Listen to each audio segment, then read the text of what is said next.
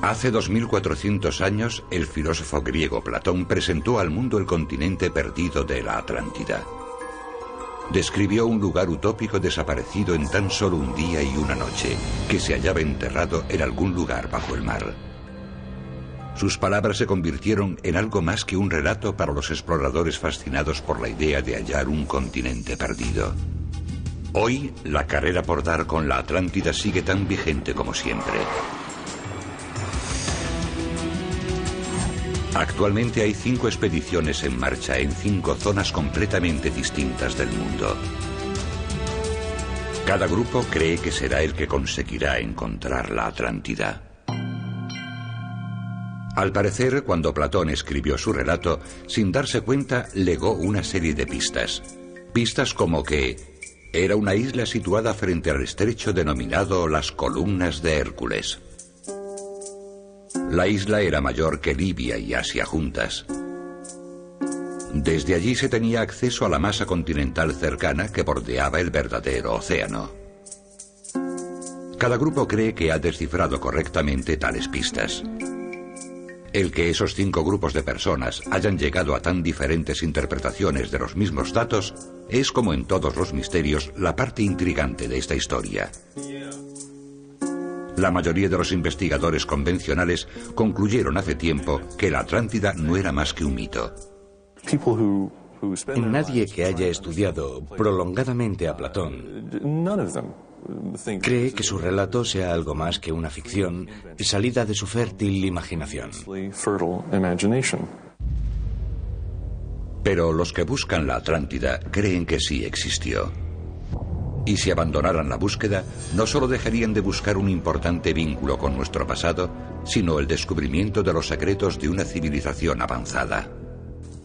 Otros lugares considerados como míticos, como la Troya de Homero, resultaron tener una ubicación real, como Heinrich Schliemann demostró a finales del siglo XIX. Descubrió la verdadera Troya y 5 niveles de construcción, que tenían miles de años de antigüedad. Por supuesto que todos se mofaron de él y lo criticaron, pero al final demostró que tenía razón. Y también existe otro detalle. Platón recalcó que su relato sobre la Atlántida era real, no ficción. Los que buscan la Atlántida toman a Platón al pie de la letra. Ojalá el autor hubiese descrito más claramente dónde estaba el continente desaparecido. Para muchos, el lugar más lógico para buscar la Atlántida es Grecia, donde vivió Platón. Pero algunos investigadores han centrado su atención en el corredor caribeño de Yucatán. Dicen que aquí coinciden muchas de las pistas dadas por Platón. Para empezar, él dijo que la Atlántida estaba en el Océano Atlántico. En este episodio examinaremos 2 de esas expediciones. Una emprendida por un antropólogo que busca indicios de supervivientes de la Atlántida en las antiguas esculturas de la península de Yucatán. La otra por un psicólogo y una orientadora que intentan hallar rastros del continente desaparecido en las Bahamas. Algo que no les será nada fácil. Si la Atlántida existió de verdad, su ubicación ha quedado bien oculta por el tiempo, la arena y el agua a lo largo de los pasados 11.000 años. El relato de la Atlántida cuenta que era un gran imperio donde sus habitantes vivían en el paraíso. Un lugar con vegetación exuberante, con animales de todas clases, palacios de oro, marfil y plata, donde una sociedad avanzada contaba con electricidad, agua corriente, caliente y fría, y navegaba por las aguas del mundo antes de acabar corrompida por su propio poder. Los doctores Greg y Laura Liddell conocen el relato de la Atlántida tan bien como cualquiera. Las pistas de Platón y el trabajo de otros que los precedieron han convencido a este matrimonio de que debía centrar su búsqueda del continente perdido en las Bahamas. Aunque les cuesta admitir que están buscando la Atlántida. Estuvimos por allí y lo vi desde la cima. A muchos investigadores no les gusta admitir que buscan la Atlántida, porque se cree que la Atlántida es una ficción, una leyenda. Los arqueólogos norteamericanos convencionales afirman que la Atlántida no existió, pero en realidad dicen eso porque ninguno de los que la buscamos ha presentado pruebas contundentes que ellos acepten.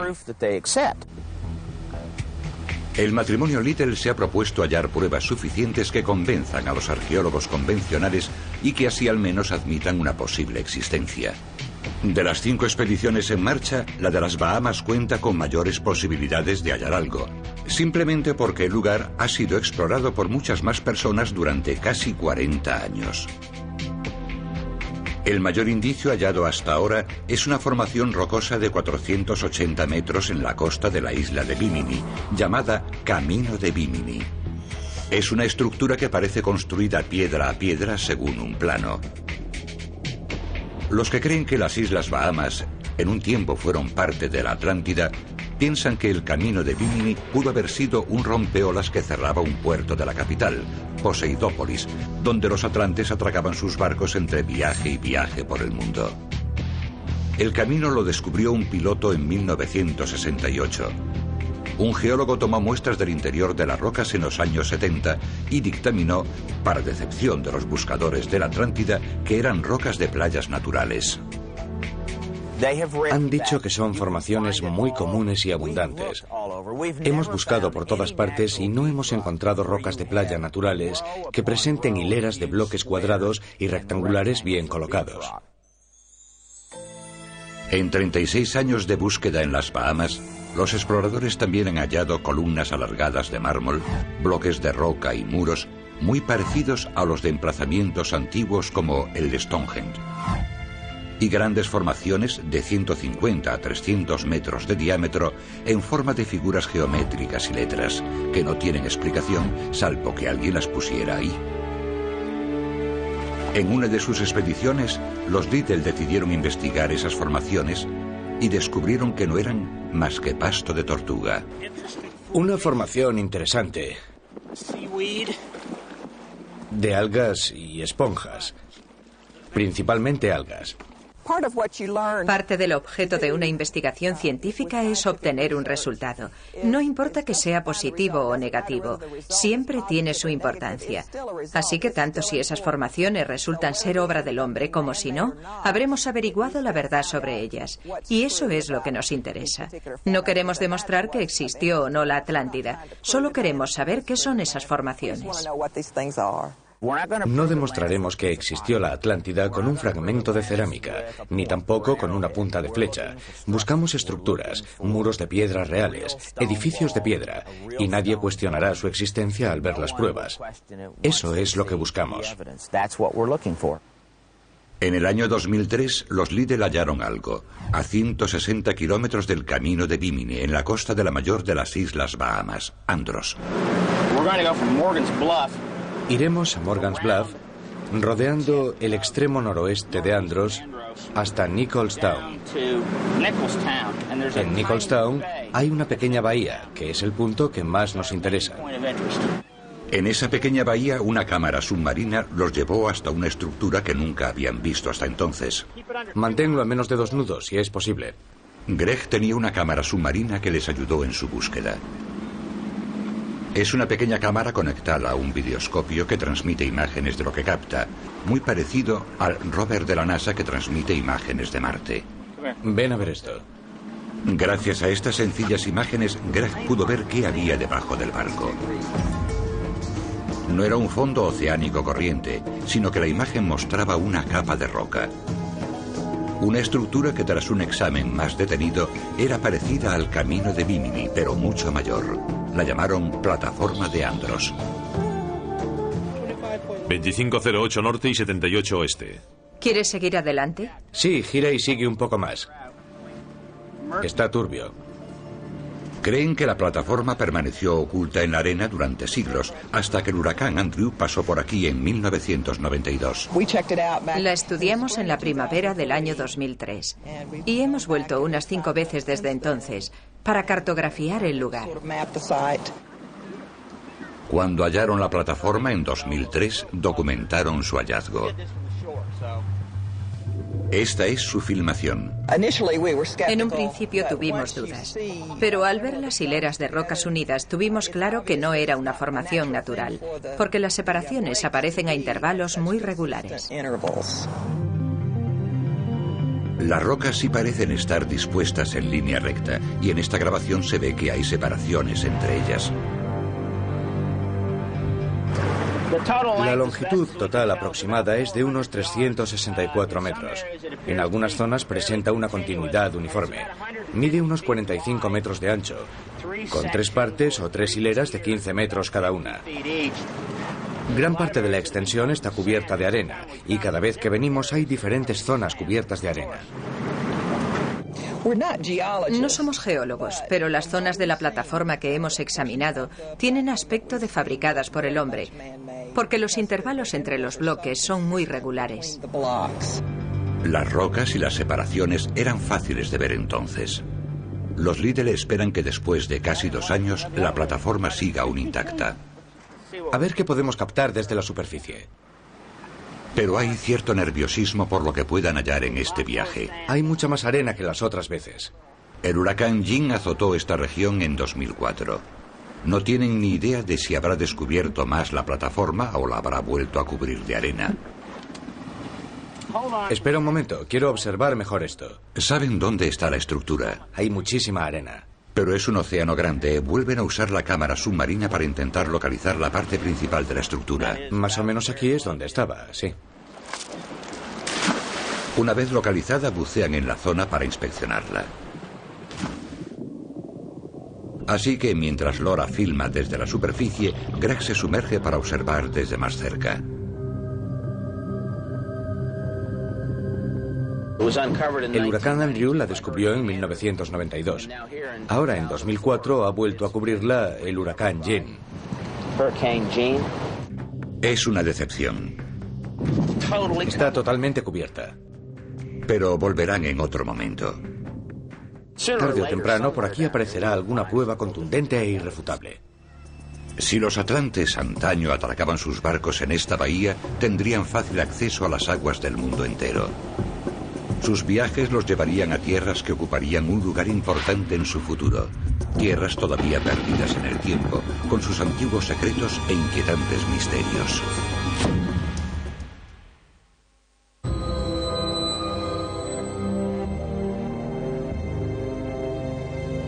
Hace 2400 años, el filósofo Platón presentó al mundo el continente perdido de la Atlántida. Su descripción del antiguo imperio fue tan vívida y fascinante que los investigadores emprendieron una búsqueda para hallarlo y descubrir sus secretos. El escritor y antropólogo George Erikson lleva 25 años buscando indicios de la Atlántida en la península de Yucatán y en otras partes de Sudamérica. Este es el gran templo de Tulum. A Erikson no le interesa hallar restos del continente desaparecido como a muchos otros. Lo que él busca es el rastro de los supervivientes. En el libro que escribió junto con el profesor Ivar Sapp, Atlantis in America, Erikson sostiene que algunos atlantes sobrevivieron a la destrucción de su continente y hallaron refugio en Sudamérica y Centroamérica. La teoría de Erikson se basa en su interpretación de las pistas de Platón y en su propia teoría de dónde estaba la Atlántida. El territorio actual que formaba parte de la Atlántida es la península de Yucatán, que se extendería otros 240 kilómetros hacia el norte. Cuba, que sería el doble de grande que hoy día, las Bahamas, aunque en vez de varias islas habría un solo gran banco, el Gran Banco de las Bahamas. Hace 11.500 años, toda esa zona estaba por encima del nivel del mar. La explicación habitual de por qué nadie consigue hallar la Atlántida es que se hundió hace 11.500 años debido a un gran terremoto que la hundió bajo miles de metros de agua. Pero ha surgido otra teoría entre los que buscan el continente perdido que dice que la causa fue algo más devastador. Se produjo alguna catástrofe de enormes dimensiones derivada probablemente del impacto de un cometa, que literalmente destruyó todo rastro de vida y cualquier muestra de civilización en todas estas islas. Este es el motivo que tanto el matrimonio Liddell como Erickson, que no se conocen, creen que destruyó la Atlántida. Días antes de la destrucción, los atlantes tal vez observaron el cielo para guiarse en sus viajes por todo el mundo. Y vieron en él algo distinto a las estrellas habituales. Algo mucho más brillante. Los animales estaban inquietos porque captaban algo. De repente, el cielo se llenaría de luz y después la destrucción. En un día, el poderoso imperio de la Atlántida se hundió.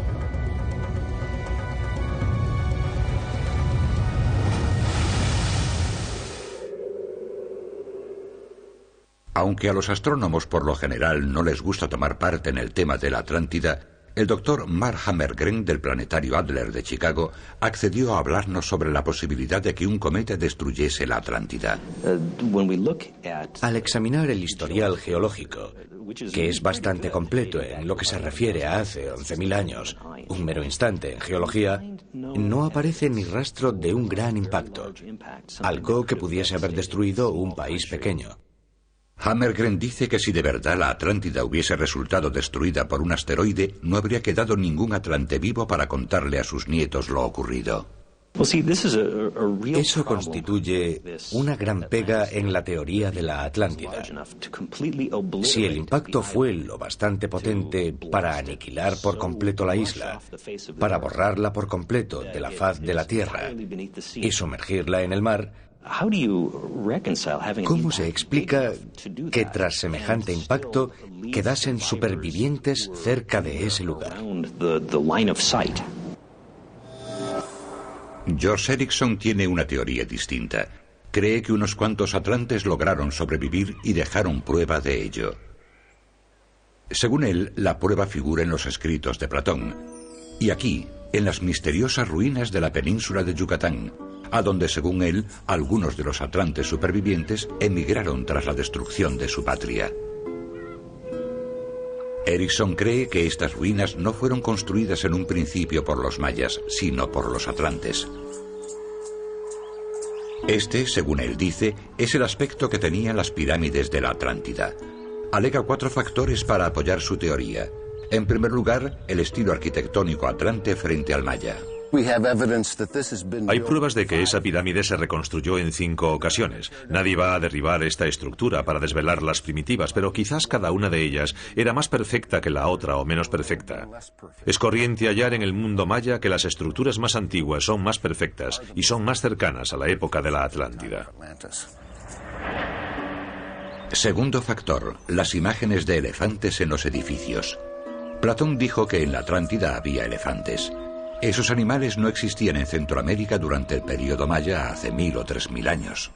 Los científicos convencionales han dicho que las figuras de elefantes son de guacamayos, un ave similar al loro, pero no se trata de un loro, sino de la trompa de un elefante. Tercer factor. Las esculturas de lo que parecen ser hombres con bigote. En todo el territorio maya hay imágenes de hombres de mandíbula cuadrada y con barba bien visible, a menudo acompañada de bigote.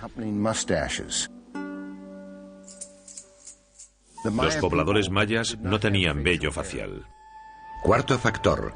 Las esculturas budistas y negroides de las ruinas demuestran que llegaron extranjeros a Yucatán a través del corredor navegable de la Atlántida.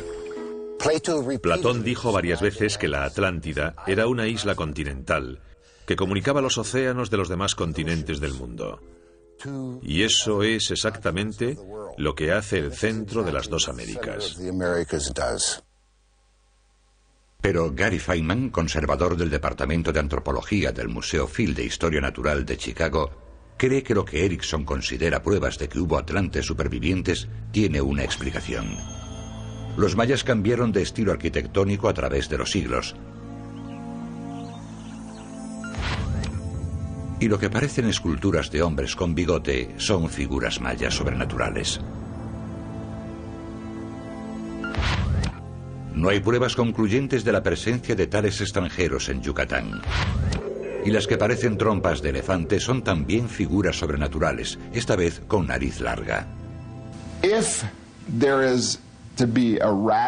Para que se pueda hacer una nueva interpretación del mundo maya, opino que los que rechazan décadas de trabajo y meditación arqueológica deben presentar una serie de pruebas que apoyen sus teorías. Y por ahora no he visto ninguna.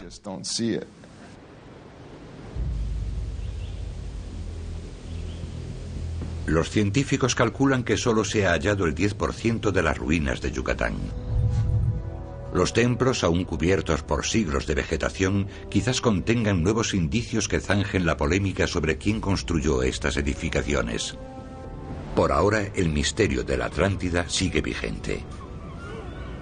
A comienzos del siglo XX, la historia de la Atlántida se tornó incluso más surrealista y misteriosa, cuando un Nostradamus moderno anunció al mundo que había visto en sueños el continente perdido y sabía dónde se ubicaba.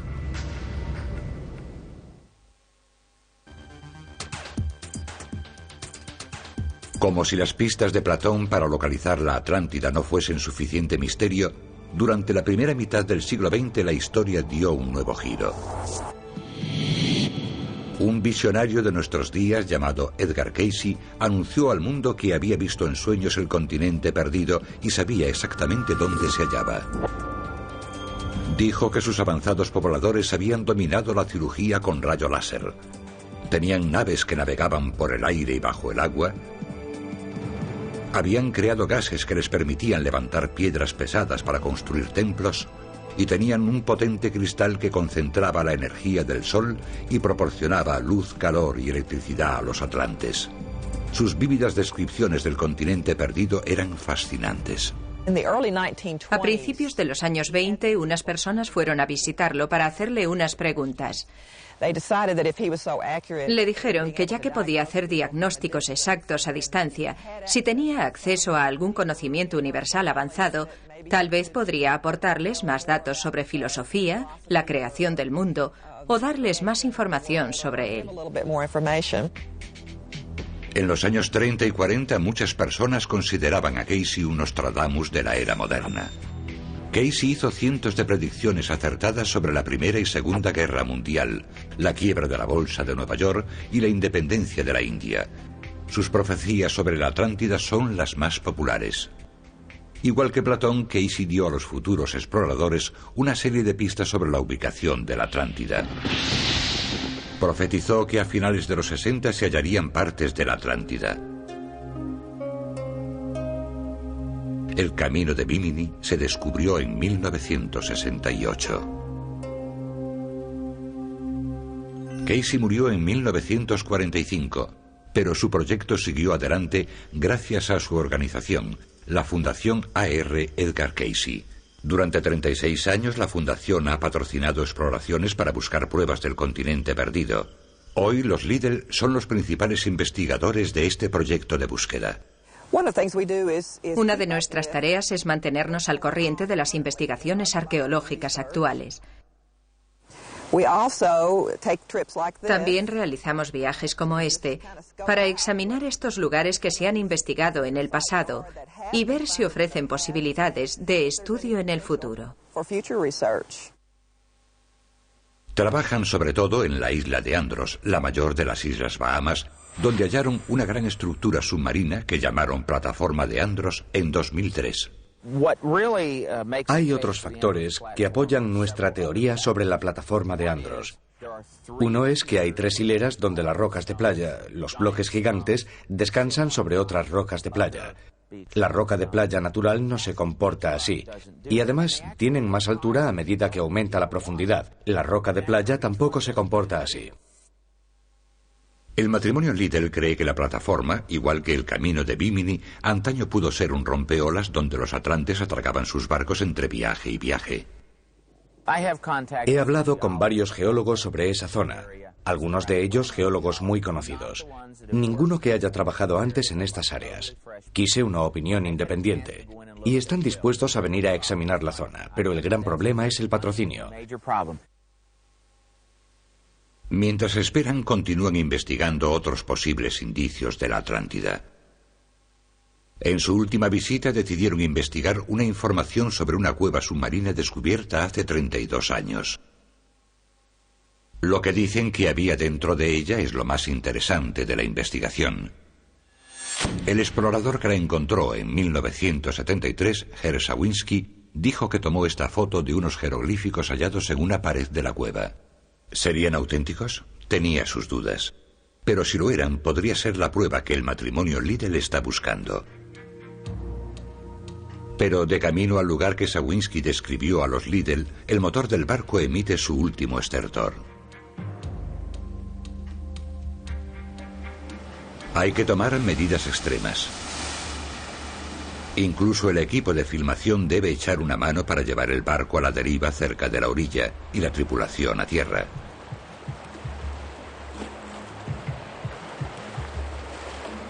Con todo, estamos a poca distancia de la supuesta ubicación de la cueva. Tendría que estar por esta zona arenosa. Y pronto encuentran a alguien que les ayude. ¿Había una por allí? Un nativo que dice haber buceado en un hoyo de la playa donde había cuevas submarinas. ¿Aparecía y desaparecía? Sí. Ah, un hoyo profundo que desaparece. ¿Es allí donde está Mickey? Sí, un poco más allá, un poco más. ¿Buceaba en él? Antes sí, hace unos años aparecía y desaparecía. Aparecía y Se desaparecía. llenaba de arena y después se vaciaba. Sí. ¿Puede llevarnos hasta él y mostrarnos dónde estaba? Antes pescábamos en él, ¿sabe? Por esa zona de ahí. Estaba por esa zona. Sí, más o menos. Claro, porque ahora está... Cuando subía la marea. desaparecía. Le agradezco mucho su ayuda. De nada. Sí, aquí hay un hoyo. Y comienzan a cavar. Los Liddell no esperaban tener que cavar en la orilla. Por lo que habían investigado, pensaban que la cueva estaría en el mar. Aquí hay 2 hoyos. Sí, es verdad. El aire hace burbujas.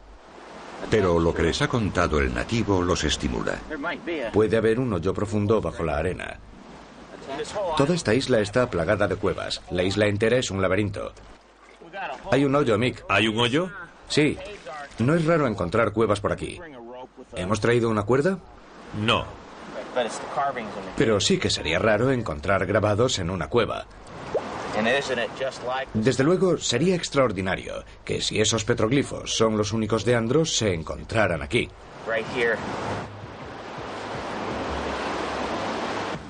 No vayas a darme con el palo.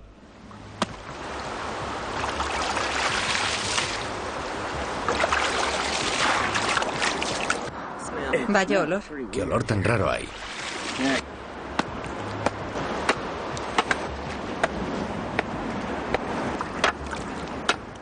Las rocas de la playa son blandas.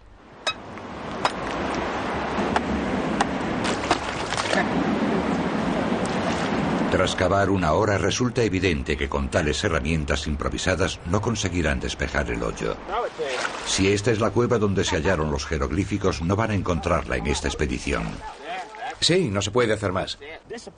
¿Decepcionado? Sí, en cierto modo. Pero de haber sido fácil de encontrar, si la cueva fuese muy accesible, alguien la habría hallado ya e informado de ello.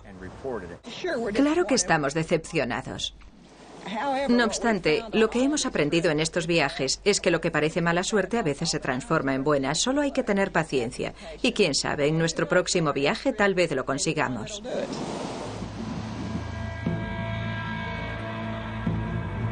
En este viaje queda por investigar otra pieza del rompecabezas de Andros. Hace 2 años los Liddell conocieron a un nativo de 96 años que afirma que vive sobre un emplazamiento antiguo donde antaño hubo un templo. Un templo que por su descripción podría ser muy parecido a los de las ruinas mayas de Yucatán. Este lugar nos interesa por un par de motivos. Uno es que parece rebatir lo que la arqueología tradicional dice sobre quiénes fueron los primeros pobladores de esta zona. El otro motivo es que casa bien con nuestra teoría. Sostenemos que existió una civilización marítima en la Edad del Hielo que pobló todo el Caribe y el Golfo. El norte de Andros podía ser un puerto situado en un extremo de costa. Bimini bien pudo haber sido otro puerto en otra zona de costa. Y el centro de Andros sería un lugar idóneo para otro puerto. Este sería un buen lugar para atracar. Y además hay una vista estupenda. Podrían divisar todos los canales desde aquí.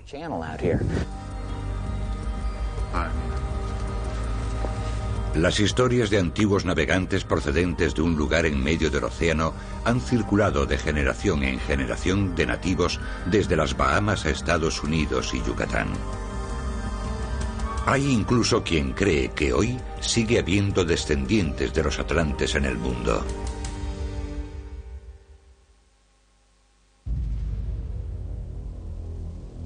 La historia se oculta en las profundidades de la península de Yucatán, a cientos de metros bajo la superficie terrestre. En junio de 2002, Wes Skiles, cineasta y submarinista, halló algo mientras buceaba por aquí. Es increíble lo que hay ahí abajo. Supera todo lo que puedas imaginar. He buceado en muchos lugares del mundo y en cuevas del mundo entero, pero al verme en esa cápsula llena de objetos bien conservados, sentí escalofríos, porque en el fondo había huesos y esqueletos. Y pensé, Dios mío, ¿qué habrá ocurrido aquí? Después de haber informado a los científicos mexicanos, Skiles condujo a un equipo como este hasta el lugar descubierto para examinarlo mejor. Igual que los buzos, los científicos están habituados a bucear en esos cenotes. Los estudian en busca de pistas sobre la historia de Yucatán. Algunos arqueólogos creen que los humanos vivieron en estos pozos que ahora parecen no tener fin antes de que se inundasen en la edad del hielo. Pero al bucear en una cueva, el buzo nunca debe confiarse demasiado. La inmersión fue peligrosa. El equipo tuvo que abrirse camino a través de cavernas llenas de agua como estas, con nada más que oscuridad ante sí. Algunos accesos de las cuevas eran tan angostos que tuvieron que quitarse las bombonas y el equipo para poder pasar por ellas. El tiempo también era importante. Los buzos solo tenían 40 minutos para llegar hasta la cueva, 20 para trabajar en ella y otros 40 para volver antes de quedarse sin aire. Pero lo que hallaron al final acabaría compensando el riesgo corrido.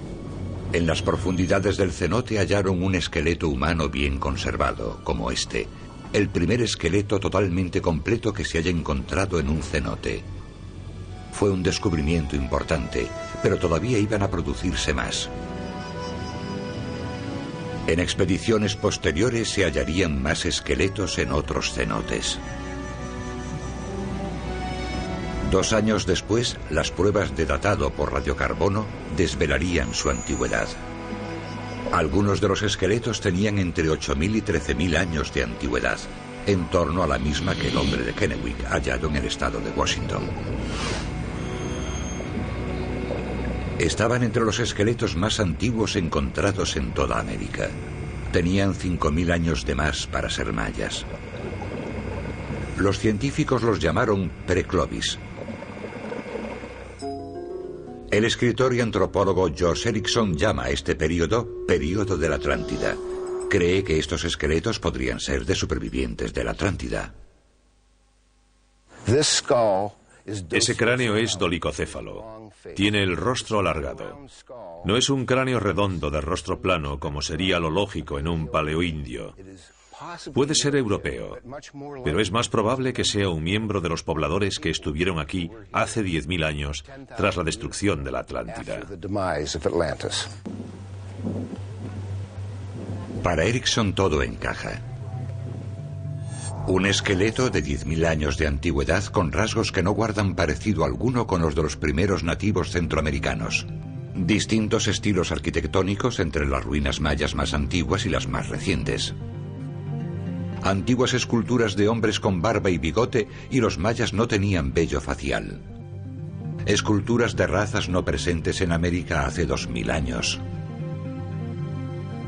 Son fragmentos de historia sin explicación que cuestionan la opinión tradicional de los arqueólogos sobre las civilizaciones antiguas y convence a los investigadores como Erikson de que no solo hubo un continente llamado Atlántida, sino también supervivientes que dejaron su huella para mostrarnos que estuvieron aquí.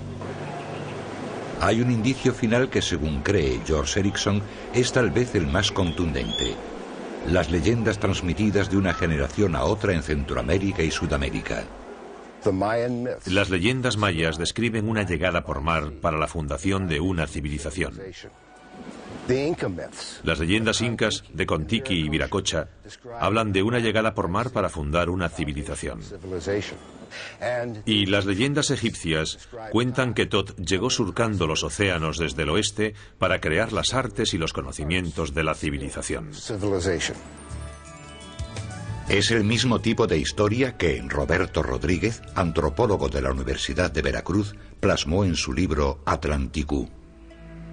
Los niños estaban atrapados por aquella maravilla de escuchar esos relatos y del cuidado que se debía tener con la naturaleza. Los nativos a los que entrevistó le contaron al profesor Rodríguez la historia de un pueblo que se hundió en el mar porque los dioses estaban disgustados por su codicia. Y del cuidado que se debía tener con la naturaleza. Erickson cree que hay algo de verdad en esas leyendas orales o mitos. Las leyendas pueden ser recuerdos colectivos de hechos reales, experiencias enmarcadas en un relato que se puede contar una y otra vez entre generaciones. Pero el doctor Gary Feynman, conservador del Departamento de Antropología del Museo Phil, dice que no hay bastantes pruebas para que cambie de opinión sobre quién construyó las ruinas mayas. Sabemos que a lo largo de la historia, las civilizaciones, los centros urbanos surgen y desaparecen una y otra vez. Ha sido una pauta constante en la historia de la humanidad a lo largo de miles de años.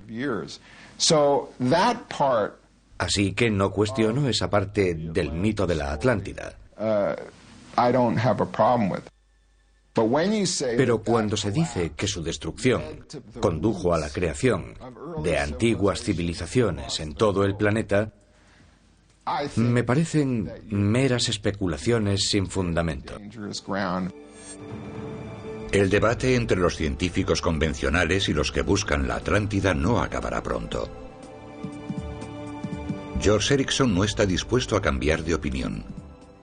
Los descubrimientos que estamos haciendo en todo el mundo confirman que hace miles de años en toda América hubo pobladores muy distintos a los conocidos. Greg y Laura Little también creen que hubo supervivientes. Así lo han escrito en uno de sus libros sobre civilizaciones antiguas. Ahora intentan hallar rastro de posibles descendientes en la población actual en una variedad antigua de ADN llamada haplogrupo X. En esencia, lo que hemos hecho es examinar todos los estudios hechos sobre el ADN mitocondrial. En los 42 grupos de ADN mitocondrial conocidos, incluso hoy, el haplogrupo X demuestra que todos los americanos nativos no llegaron por el estrecho de Bering en el 9500 a.C. Lo que nos pareció más interesante fue que apareció en los mismos lugares a los que Edgar Cayce dijo que habían emigrado los atlantes. Por ejemplo, en la región de los vascos, de los iroquois de la costa este de Norteamérica. Hay algunos en Centroamérica, algunos en Sudamérica y también una ligera presencia en Oriente Próximo. Mientras continúa la búsqueda de la Atlántida, una ingeniera oceanográfica ha encontrado lo que parecen restos de una ciudad antigua, a 600 metros bajo el mar en la costa de Cuba.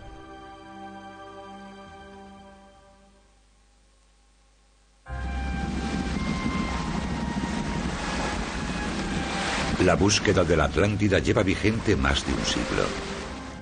¿Hay una civilización desaparecida enterrada en algún punto del océano? Para el creyente existen pruebas de la veracidad de su existencia, y los científicos lo consideran una ficción. Solo Platón lo sabía con seguridad. No creo que de verdad existiese la Atlántida. Pero, ¿por qué se toman los elementos genéricos que integran el mito y después se buscan esos elementos en el mundo real? No es algo tan extraño. Dentro de 1000 años alguien puede coger un ejemplar de El Mago de Oz y después ir a Kansas en busca de casas que tengan refugios para las tormentas. No hay duda de que encontrará una casa que lo tenga. Y además, quizás también encuentre a una niña llamada Dorothy. El error sería deducir de esos elementos verdaderos que han existido los Munchkins y también una ciudad esmeralda, etc. Con todo, es difícil negar la ciudad de Esmeralda cuando sin cesar aparecen restos de espantapájaros y hombres de hojalata. En 2004, un equipo que rastreaba las aguas de Chipre encontró lo que, según ellos, son los restos de una ciudad antigua. La ubicación, según dicen, casa con 60 de las pistas de Platón. Otro lugar que suscita gran interés es la costa occidental de Cuba. Mientras buscaban navíos hundidos, la ingeniera oceanográfica Paulina Selitsky y su tripulación encontraron algo que parece una ciudad antigua a 600 metros de profundidad. Arqueólogos y antropólogos cubanos que han examinado vídeos de las estructuras dicen que han visto símbolos e inscripciones. En primavera se usará un sumergible robotizado para examinarlas más de cerca. El lugar está a 144 kilómetros de Yucatán, donde George Erickson busca a los supervivientes, a 208 kilómetros de las Bahamas, donde la Fundación Edgar Cayce y los Little llevan a cabo su búsqueda del continente perdido. Estoy convencido, como muchos otros, de que es probable que Cuba tenga la clave de todo el misterio. La Atlántida abarcaba muchas zonas. Ese es el problema. Era un imperio marítimo insular y probablemente tendría una capital que aún no se ha encontrado. Pero un imperio insular cuenta con puertos y ciudades en todas partes. Y creo que lo que se está descubriendo en la costa de la India, en zonas de Sudamérica, probablemente lo que estamos investigando en las Bahamas, lo que se ha encontrado incluso en zonas del Mediterráneo y en España y Francia, creo que todo pertenece a la Atlántida. Existe otra posibilidad. ¿Y si la Atlántida fue solo una invención de Platón para ilustrar una opinión y en realidad nunca existió tal continente perdido? Pero en alguna parte, enterrados bajo el agua, hay objetos y esculturas de ciudades antiguas de las que todavía no sabemos nada. ¿Haría eso que su hallazgo fuese menos importante? No nos importa cómo se llame ni tampoco que encaje exactamente con lo que Edgar Cayce o Platón dijeron al respecto. Queremos saber si por entonces había personas que viajaban por mar a todo el mundo. Y hay muchos indicios de que así era. Opino que es importante que estudiemos las culturas antiguas. Me parece estupendo que parte de nuestra prosperidad material se emplee para expandir el conocimiento humano. Creo que a Platón le habría parecido bien. Pero su intención fue hacer un relato moral y acuñó el término Atlántida. Creó ese relato moral con un fin muy claro, el de exponer lo que le gustaba sobre Atenas y lo que no le parecía bien de ella. Lo que no logro entender es por qué se quiere ver algo más que eso en el relato.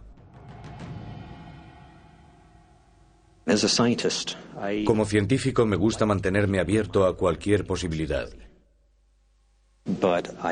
Pero tengo que preguntar dónde están las pruebas de la Atlántida. Y la única que veo procede de las leyendas y los relatos de Platón.